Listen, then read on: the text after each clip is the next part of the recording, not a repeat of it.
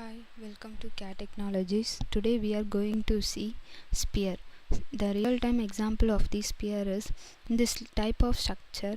The front of the structure you have to create like this type of aesthetic view, and then another one is the entire building you have to create a sphere-like structure. This is the one aesthetic purpose of creating the innovation of the building structures.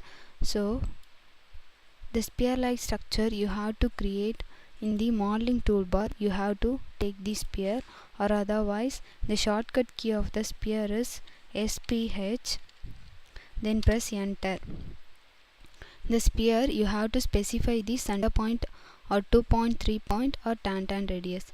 The center point of the sphere is 100. The structure will be created like this. This is the sphere structure, or otherwise 2 point is I have to draw one rectangle. The sphere is created in this 2 points. So SPH, then enter. The 2 point is the I have to click the 2 point of the rectangle.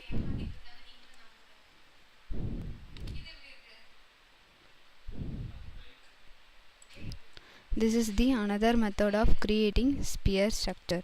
And then 3 point is you have to specify 3 point of the radius or tangent radius or similar like this.